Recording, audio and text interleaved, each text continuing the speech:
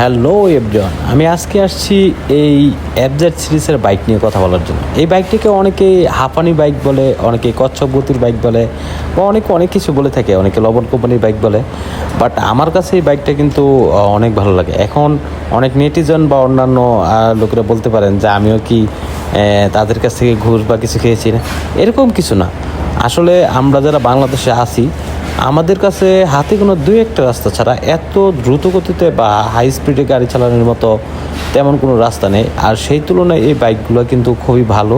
এখন আমাকে বলতে পারেন এই বাইকটা কীভাবে ভালো, আমি বলবো এই বাইকটার ব্রেকিং বা সিটিং পজিশন, মাইলেজের দিক থেকে বা সাসপেনশনের দিক থেকে মোটামুটি আমার কাছে ভালো লাগে। এটা হয়তো বা অনেকের কাছে ভালো নাও লাগতে পারে। এই বাইকটার টপ স্পিডটা অন্যান্য বাইকের তুলনামূলকভাবে একটু কম, তাই বলে এটা মানে টপ স্পিডের দিকটা এতটাও খারাপ না, যথেষ্ট ভালো। আমি মনে করি আমাদের জন্য এই বাইকগুলো ভালো আছে। এটা আসলে পাগলা গরুর মতো ছুটে না, আর যেখানে সেখানে উল্টে পড়ে যায় না। সেই দিক দিয়ে মোটামুটি একটা নিশ্চয়তা বা একটা ভরসা পাওয়া যায় বাইকটা নিয়ে। আর আমাদের বাংলাদেশের যে রাস্তাঘাটের যে অবস্থান, সেই অবস্থা থেকে আমি মনে করি যে এটার যে স্পিড আছে আশা করি মোটামুটি ভালোই আছে।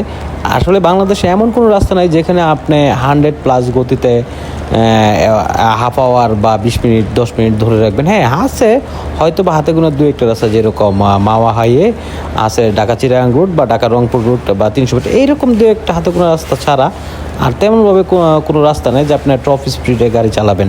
আর আমার দেখা মতে যে আমরা যারা টপ স্পিড বাইক চালাই, টপ স্পিড থেকে সাধারণ যারা আছে, যারা 60-70-80 এরকম টাইপের লোক আমাদের দেশে 80%। সো আমাদের 80% লোকের জন্য এই বাইকটা আমি মনে করি পারফেক্ট।